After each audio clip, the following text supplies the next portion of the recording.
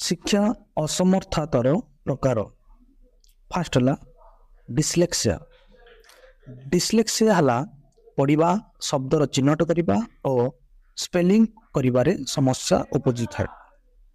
Second number ହେଲା ଡିସ୍ଗ୍ରାଫିଆ। ଡିସ୍ଗ୍ରାଫିଆ ହେଲା ଲେଖିବା, ହାତ ଲେଖା ଓ ସ୍ପେଲିଂର ଅସୁବିଧା ଦେଖିବା। ଥାର୍ଡ ନମ୍ବର ହେଉଛି ଡିସ୍କାଲକୁଲିଆ। ଡିସ୍କାଲକୁଲିଆ ଗଣିତ ଓ ସଂଖ୍ୟା ବୁଝିବାରେ ଅସୁବିଧା କରିବା। ଡିସ୍ପ୍ରାକ୍ସିଆ ଶରୀରର ଗତି, ଲେଖିବା ବା କାମ କରିବାରେ ଅସୁବିଧା ହେବା। ଡିସ୍ଫେସିଆ ବା ଆପେସିଆ କଥା କହିବା ଓ ଭାଷା ବୁଝିବାରେ ସମସ୍ୟା। 6 ନମ୍ବର ହେଲା ଶ୍ରବଣ ପ୍ରକ୍ରିୟା ଅସୁବିଧା, ଯେଉଁଟାକି ଅଡିଟୋରୀ ପ୍ରୋସେସିଂ ଡିସଅର୍ଡର ବୋଲି କୁହାଯାଏ। ଶୁଣିଥିବା କଥା ବୁଝିବାର ଅସୁବିଧା।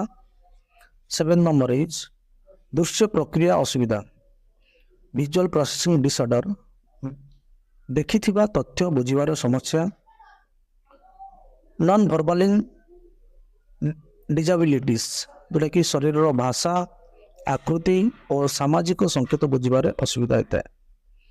ଯଦି ଆପଣମାନଙ୍କୁ ଭଲ ଲାଗୁଛି ନିଶ୍ଚିତ ଭାବରେ ଏହି ଚ୍ୟାନେଲ ସହିତ ଯୋଡ଼ି ରୁହନ୍ତୁ। ଏଇଭଳିଆ ଭିଡ଼ିଓ